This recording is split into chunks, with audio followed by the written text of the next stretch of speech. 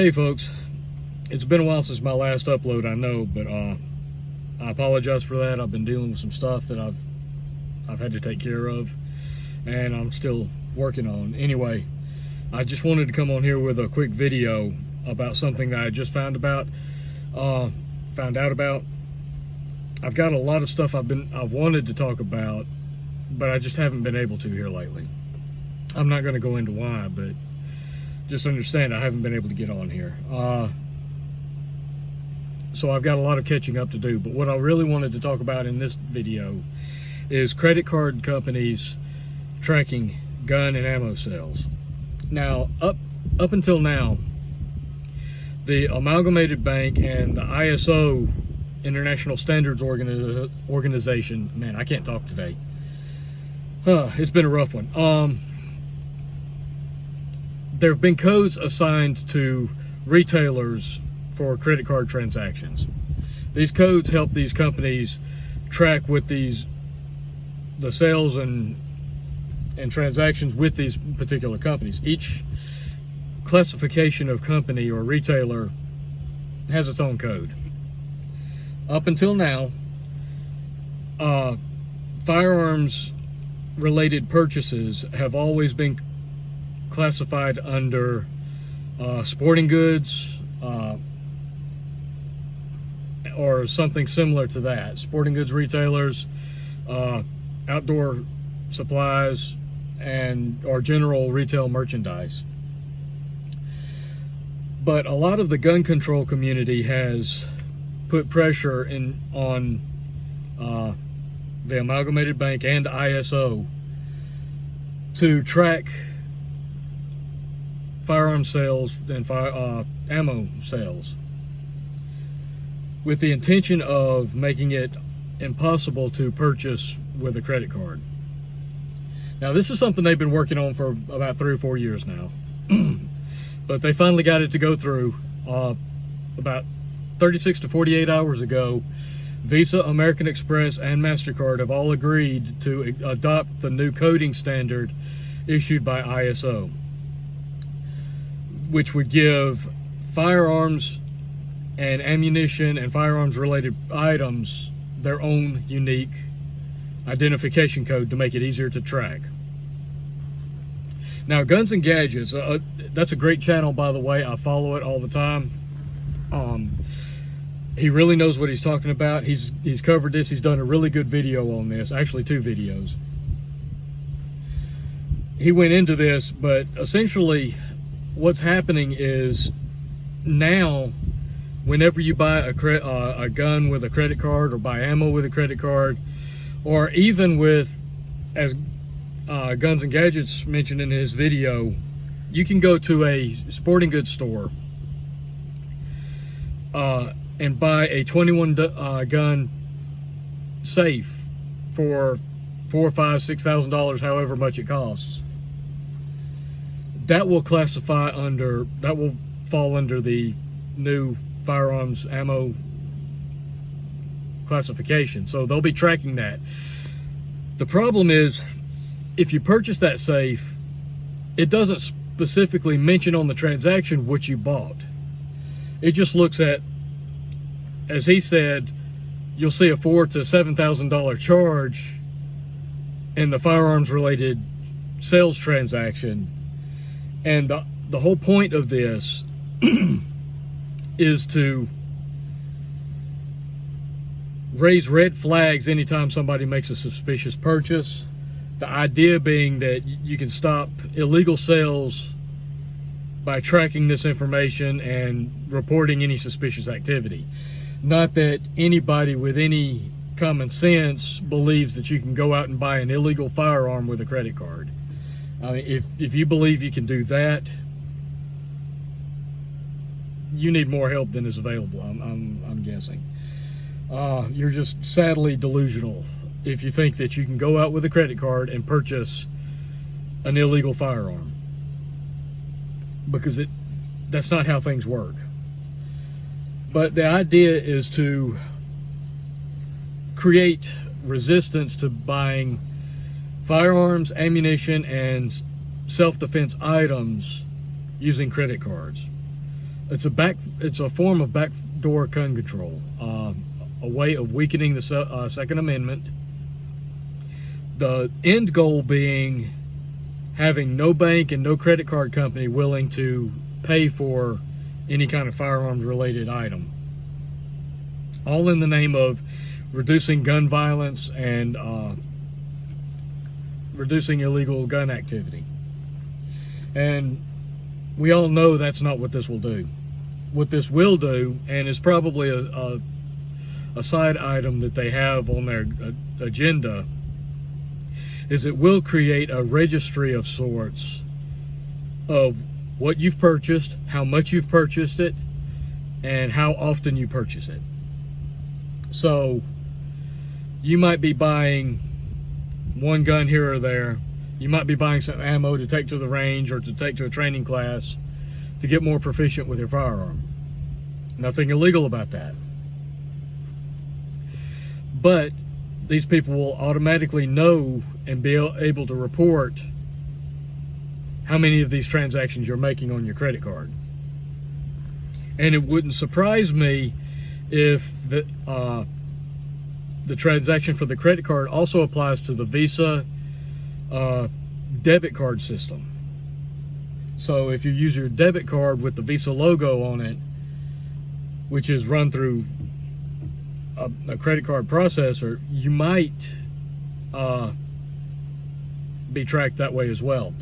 But getting back to it, I got a little off track. Getting back to what I was talking about, in Guns and Gadgets video, he mentioned the safe.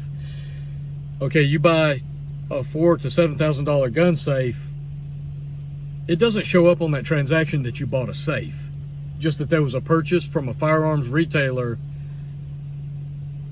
for the amount of $4,000 to $7,000 or whatever it is.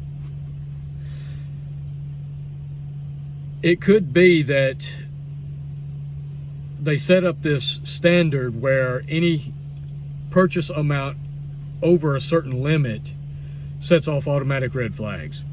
Similar to the way certain transactions through your checking account or with your bank, if they're over a certain dollar amount, they automatically pop up a red flag in the system, and they automatically get reported for investigation. It could be that if you make a purchase like that, and being a safe, there's nothing wrong with that. Being a firearm in general, as long as it's legal, there's nothing wrong with that. But this could put people in the position of having someone come out, be it the ATF, be it local law enforcement, or a combination thereof, of having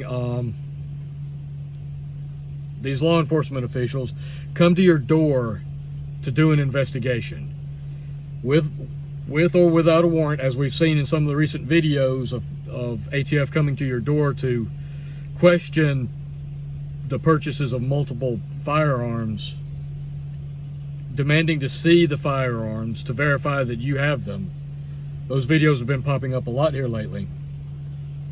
It could be that you have ATF, local law enforcement, state police, whatever, come to your door in the same manner for a charge like this, something that's perfectly legal, well within your rights. They could come to your door and start demanding to see your firearms, your ammo, proof of what you purchased.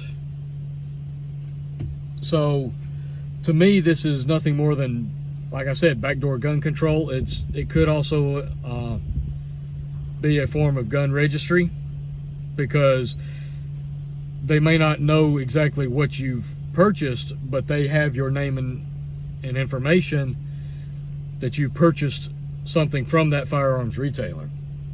Now, if you buy these guns legally, you have to fill out the form, what is it, 4473? For the ATF to purchase that gun on the site.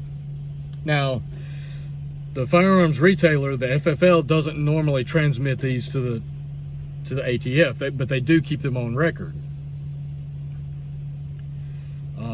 And they're required to maintain them for a certain number of years. It could be that they come up with a way of cross-referencing your name and information on this credit card statement or credit card transaction report with, say, your carry permit or your weapons license or whatever your state has. Or if you're one of these people that have the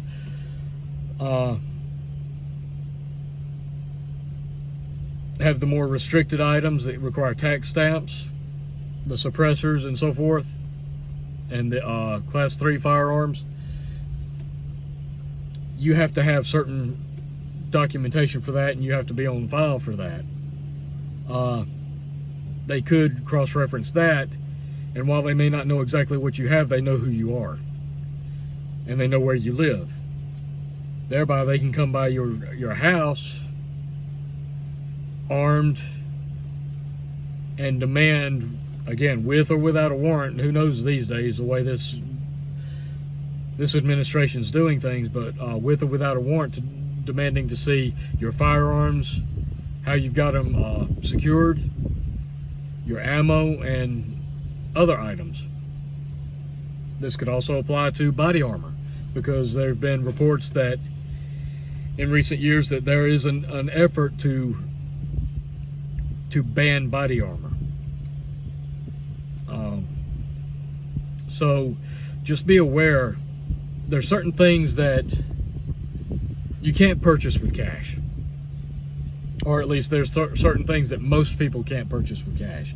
You can't go out and buy a suppressor with just cash and not have any kind of paper trail. You can't, for the most part, you can't go buy firearms and body armor and not have a paper trail. Body armor doesn't require any kind of form or anything, but what I mean by that is there's not generally stores that carry plate carriers and armor plating or composite ceramic plating. So those things, like the body armor, you typically have to order online, and that in itself, being an online transaction with a debit or credit card, that creates a paper trail. Where if there was a local store, yeah, you could go in and pay cash for that, no problem. You wouldn't have to report anything. But buying it online, you automatically create a paper trail. And the ATF can always go to that retailer and demand their records. It's not necessarily legal, but it's been done before. That legal hasn't stopped government in the past. They're not overly concerned with what's legal. Hence the situation and condition of the United States as it stands right now. So just be aware that if there's any way possible, use cash to purchase your items. Now, I'm not advocating doing anything illegal. I'm not advocating breaking the law. But there are ways you can purchase something legally while at the same time reducing the amount of digital footprint for what you're doing. For example, I can, at least here in my state and in most states, you can purchase firearms from an individual with cash, and usually there's nothing more than a bill of sale required. That's not illegal. Swap IDs, fill out a bill of sale, and go on your way. There's a lot of pressure on putting that information on a 4473 and submitting it to the government through a FFL to do a proper transfer. But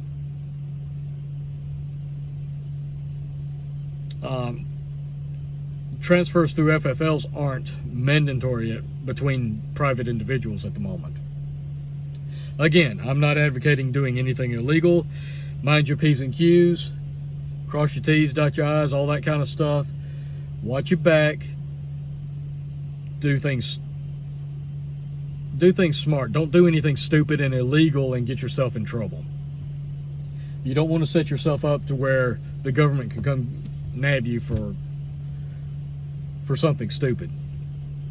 But at any time that you have the opportunity to do something and you have a choice of using cash and a minimal paper trail, or using a credit or debit card and leaving a massive paper trail or digital footprint, use common sense, use your head. Go the route that leaves the smallest footprint, smallest trail possible. As long as you're still doing it legally. Again, I want to stress that. I'm not advocating straw purchases. I'm not advocating illegal gun purchases. Abide by the law so that you don't get yourself in trouble and you don't get your family in trouble, because if you're in jail for violating federal firearms laws, and trust me, they will throw your butt in jail, they will bury you if they don't outright kill you, because that's been done in the past too. You're no good to your family, you're no good to your friends, you're no good to your community. So mind your P's and Q's, cross your T's, dot your I's, keep everything legal, but keep it as minimal as possible.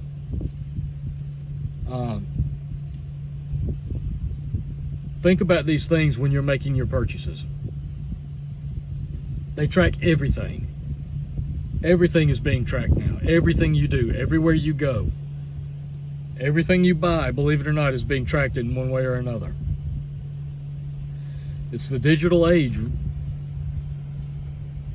People are being followed everywhere. People are being watched constantly. So just be aware of this. I'll have links to several articles below in the description where they're talking about this. It's going to be hailed as a big win for gun control. To me, it's an invasion of privacy. It's a violation of your Second Amendment. It's an infringement on your rights.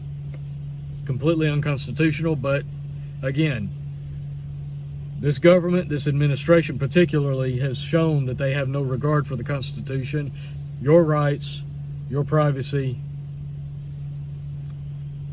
etc. So anyway, that's all I've got. I wanted to bring that to you real quick. I'm going to try to get some more videos out. I really am. I've got a video I want to do coming up about multiple income streams, which is part of the reason why I haven't posted anything lately. It's not the whole reason, but it's part of the reason.